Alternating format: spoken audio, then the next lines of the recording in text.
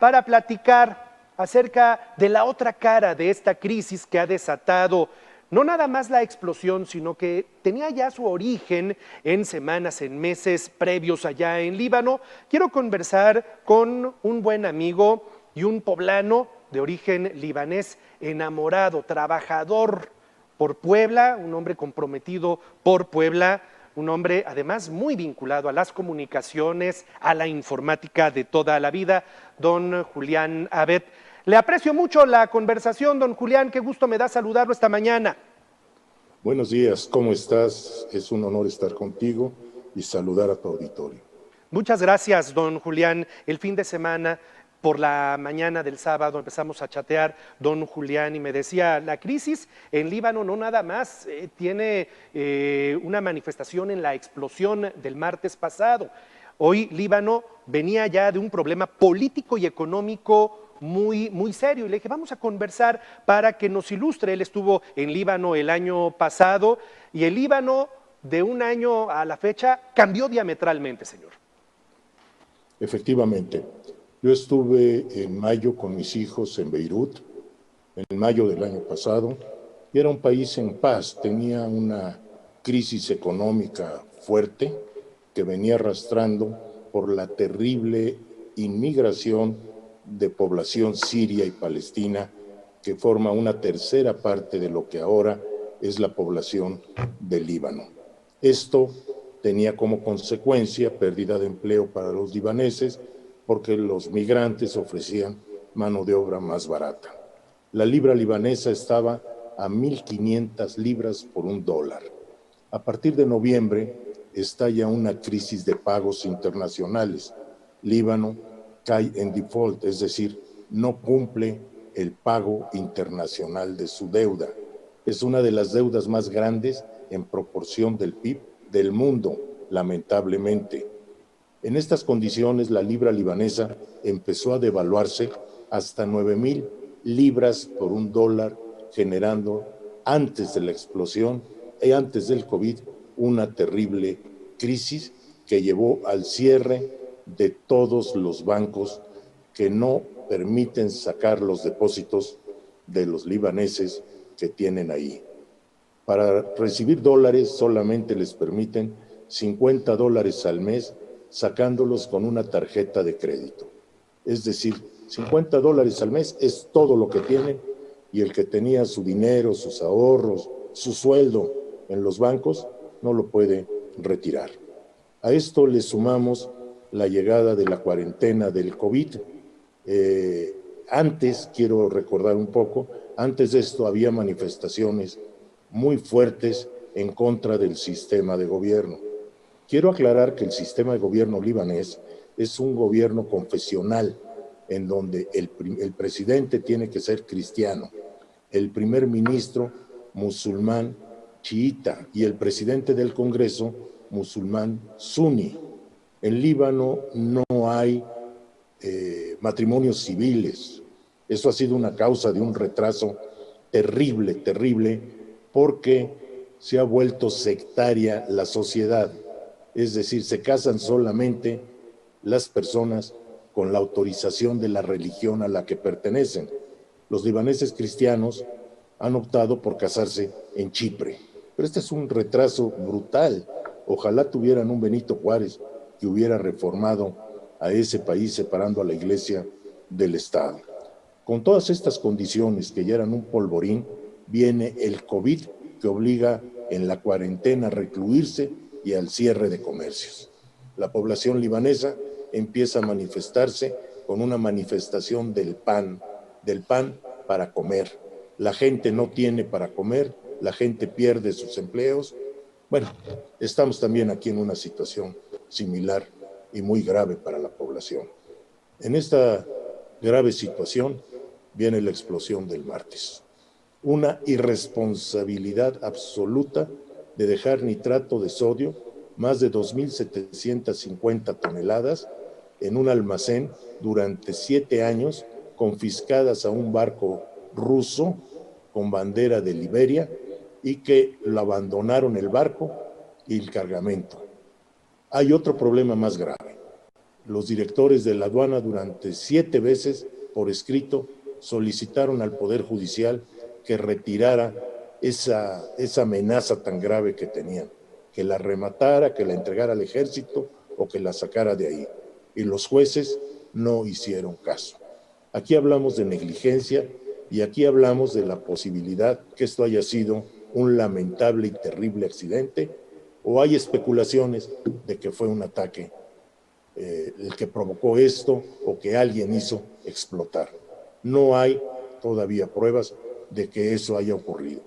Lo que sí pasó es que esta explosión dejó daños en 10 kilómetros a la redonda. Destruyó los cristales de todos los edificios, de los departamentos, de los comercios. Las fotografías están en la prensa y ustedes han visto la tragedia que retratan. Curiosamente, en el puerto de Beirut estaba en la calle la estatua del emigrante libanés que la comunidad libanesa de México donó hace algunos años. Recuerda haberla visto el año pasado y haberla fotografiado. Esa estatua fue lo único que sobrevivió a la explosión intacta, junto con el reloj que mi tío Miguel Abed en 1936 donó y que está en la plaza del Parlamento, en lo que hoy es el centro de Beirut. También, por segunda ocasión, después de la guerra, el Líbano está totalmente intacto. Creo que estos son mis comentarios. Hay una tragedia terrible, hay un concierto internacional para ayudar al Líbano. Hace unos días renunció todo el gobierno, pero lo que parece ser una buena noticia de que habrá cambios, me comenta mi sobrino con el que estoy en contacto, que no lo es, porque el Parlamento debe nombrar a los ministros, y si el Parlamento es el mismo corrupto, pues imagínense ustedes qué clase de gobierno van a tener. Yo me temo que viene una estabilidad política muy fuerte, razonada o razonable por lo ocurrido. Don Julián, Líbano viene de la década de los 80, de los 90, de un proceso de guerra y luego de un proceso de pacificación donde la nación se recupera. Líbano es una nación hermosa, se recupera, vuelve a traer turismo, vuelve a generar confianza de la inversión externa en el país. La pregunta es, ¿este desarrollo que después de la guerra tuvo Líbano, era un desarrollo estable, era un desarrollo sólido o era un desarrollo artificial? Era un desarrollo impresionante. Yo estuve en el Líbano en 1991 cuando terminó la guerra y todo estaba destruido totalmente. Todo. Sí. Recuerdo el Hotel Fenicia, donde yo conocí a mi esposa Lupita, en paz descanse. Lo visité y estaba totalmente destruido, inclusive en la alberca del hotel había clavado todavía los restos de un cohete que explotó. Volví en el año 2000 con mi hijo y cuando lo llevé a conocer el lugar donde conocí a su madre, mi sorpresa fue que lo habían reconstruido totalmente. Volví en el 2009 y la sorpresa fue impresionante.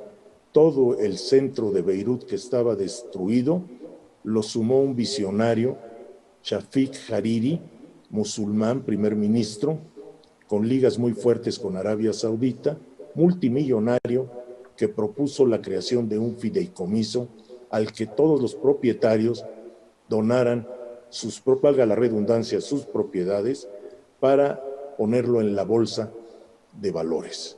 Así colectó una cantidad impresionante de dinero y se inició la reconstrucción del Líbano con el nombre de Solidaridad. El Líbano que yo vi en el 2009 y el Líbano que yo vi el año pasado era un Líbano totalmente reconstruido. Solamente había un edificio donde lo dejaron como un museo con huellas de la guerra ocurrida. En cuanto a la estabilidad, pues es una bomba de tiempo, porque en Líbano se libra una guerra entre dos potencias sin que el Líbano participe de ella. Lo que hace Hezbollah con Irán y lo que tiene la confrontación con Israel. El pueblo libanés es un pueblo pacífico y de trabajo, un pueblo que disfruta la vida, que nos ha dado al mundo, entre ellos yo mismo, una emigración que trajo prosperidad a nuestros países, donde somos orgullosamente mexicanos, queremos y amamos a México porque así nos lo enseñaron nuestros padres, pero también nunca olvidamos de dónde vinieron. Le pregunto por último, don Julián, y hasta pudiese parecer obvia mi pregunta, un descendiente de libaneses, un migrante como usted, y si pudiese hablar a nombre de esa comunidad libanesa importante que vive aquí en Puebla, ¿cómo se sienten después de lo que ha ocurrido la semana pasada y después de esta crisis que se viene gestando de meses atrás a la fecha? Quiero dejar por delante mi absoluto amor a México y mi nacionalidad mexicana. Yo nací aquí y aquí pienso morir.